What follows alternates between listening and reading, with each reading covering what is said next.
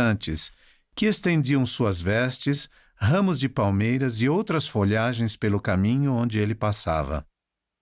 Eles louvavam a Deus, dizendo em alta voz: Bendito o Rei que vem em nome do Senhor, paz no céu e glória nas alturas. E novamente, Hosana ao filho de Davi, bendito o que vem em nome do Senhor, Hosana nas alturas. Esse grandioso evento, o qual celebramos neste dia conhecido como Domingo de Ramos, foi um prelúdio jubiloso dos acontecimentos dolorosos que se seguiriam naquela fatídica semana, culminando no sacrifício abnegado do Salvador e o magnífico milagre do túmulo vazio. Como seus seguidores, somos seu povo adquirido, chamado para anunciar suas virtudes, promotores da paz tão generosamente oferecida por meio dele e de seu sacrifício expiatório. Essa paz é uma dádiva prometida a todos os que voltam seu coração ao Salvador e vivem em retidão, e nos dá forças para apreciarmos a vida mortal e suportar as tribulações dolorosas de nossa jornada. Em 1847, o Senhor deu instruções específicas aos santos pioneiros que necessitavam de paz, para que se mantivessem calmos e unidos ao enfrentarem as dificuldades inesperadas em sua jornada rumo ao oeste. Entre outras coisas, o Senhor instruiu aos santos que cessassem de contender uns com os outros, cessassem de falar mal uns dos outros. As Escrituras declaram que aqueles que praticam obras de retidão e se esforçam por andar na mansidão do Espírito do Senhor têm a promessa de que receberão a paz que necessitam para sobreviver nos dias de comoção em que vivemos hoje. Como discípulos do Príncipe da Paz, somos instruídos a viver com os corações entrelaçados em unidade e amor uns para com os outros. Nosso amado profeta, o presidente Russell M. Nelson, recentemente declarou: Contendas violam tudo o que o Salvador defendeu e ensinou. O profeta também implorou que fizéssemos tudo o que pudéssemos para encerrar os conflitos pessoais que no momento estejam acontecendo em nosso coração e em nossa vida. Vamos considerar esses princípios tendo em vista o puro amor que Cristo tem por nós e que nós, como seus seguidores, buscamos ter uns pelos outros. As Escrituras definem esse tipo de amor como caridade. Quando pensamos em caridade, nossa mente geralmente se volta a atos de doações generosos a fim de aliviar o sofrimento daqueles que passam por dificuldades físicas, materiais ou emocionais. No entanto, a caridade não está somente relacionada a algo que doamos a alguém, mas sim a um atributo do Salvador, e pode se tornar parte de nosso caráter.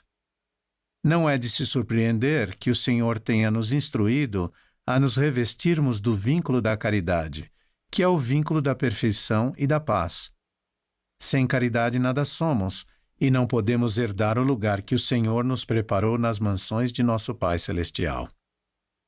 Jesus exemplificou perfeitamente o que significa possuir esse vínculo de perfeição e paz, especialmente ao enfrentar os episódios angustiantes que precederam seu martírio.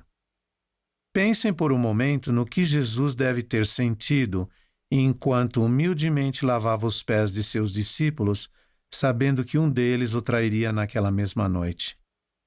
Ou quando Jesus, horas mais tarde, misericordiosamente, curou a orelha de um dos homens que acompanhavam Judas, o traidor, para prendê-lo. Ou mesmo quando o Salvador, em frente a Pilatos, foi acusado injustamente pelos sacerdotes principais e anciãos e nenhuma palavra respondeu às falsas incriminações contra ele, deixando o governador muito maravilhado. Nesses 3 trágicos episódios, o Salvador, apesar de estar sob excessiva tristeza e estresse, ensinou-nos por meio de seu exemplo que a caridade é sofredora, é benigna, não é invejosa, não trata com leviandade, não se ensoberbece, não trata com indecência, não busca os seus interesses, não se irrita e não suspeita mal. Outro aspecto importante a se ressaltar e que tem implicação direta em nosso discipulado e na forma como promovemos a paz do Salvador é a maneira como tratamos uns aos outros. Durante seu ministério terreno, os ensinamentos do Salvador se concentraram não somente, mas em especial, nas virtudes do amor, da caridade, da paciência, da humildade e da compaixão, atributos fundamentais aos que realmente desejam se achegar mais a Ele e promover sua paz. Tais atributos são dons de Deus, e ao nos esforçarmos para desenvolvê-los, passaremos a enxergar as diferenças e fraquezas de nosso próximo com mais empatia, sensibilidade, respeito e tolerância. Um dos sinais mais evidentes de que estamos nos achegando mais ao Salvador e nos tornando mais semelhantes a Ele é a maneira amorosa, paciente e bondosa com que tratamos nosso semelhante, sejam quais forem as circunstâncias.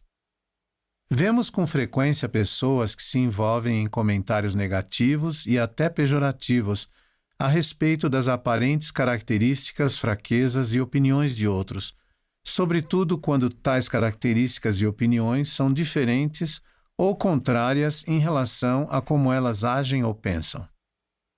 É muito comum ver essas pessoas repassarem tais comentários a outros, que repetem o que ouviram, sem verdadeiramente conhecer todas as circunstâncias que envolvem uma situação. Infelizmente, as redes sociais fomentam esse tipo de comportamento em nome de verdades relativas e transparência. Sem dúvida, tal conduta geralmente leva as pessoas a ataques pessoais e disputas acirradas, criando desapontamentos, ferindo corações e espalhando inimizade. Nefe profetizou que nos últimos dias o inimigo se enfureceria e incitaria as pessoas a se irarem contra o que é bom. As Escrituras ensinam que tudo que impele as pessoas a fazer o bem continuamente e a amar a Deus e a servi-lo é inspirado por Deus. Por outro lado, o que é mal vem do diabo, porque o diabo é inimigo de Deus e luta constantemente contra ele e convida e incita a pecar e a fazer continuamente o mal. Levando em consideração esse ensinamento profético, não é de se surpreender que uma das táticas do adversário seja instigar inimizade e rancor no coração dos filhos de Deus. Ele se alegra quando vê as pessoas criticando, ridicularizando e difamando umas às outras. Esse comportamento pode arruinar o caráter, a reputação e a autoestima de uma pessoa, especialmente quando julgada injustamente. É importante salientar que, quando damos lugar a esse tipo de atitude em nossa vida, abrimos espaço em nosso coração para o inimigo plantar a semente da discórdia entre nós, correndo o risco de cairmos em sua voraz armadilha. Se não formos cuidadosos com nossos pensamentos, palavras e ações, poderemos acabar sendo envolvidos por essa ardilosa artimanha do inimigo, destruindo nossos relacionamentos com as pessoas ao nosso redor, assim como nossos entes queridos. Irmãos e irmãs, como povo adquirido do Senhor e promotores de sua paz, não podemos nos dar ao luxo de permitirmos que estas artimanhas do maligno tenham lugar em nosso coração. Não podemos carregar dentro de nós uma carga tão corrosiva que destrói sentimentos, relacionamentos e até mesmo vidas. O Evangelho representa as boas novas de grande alegria.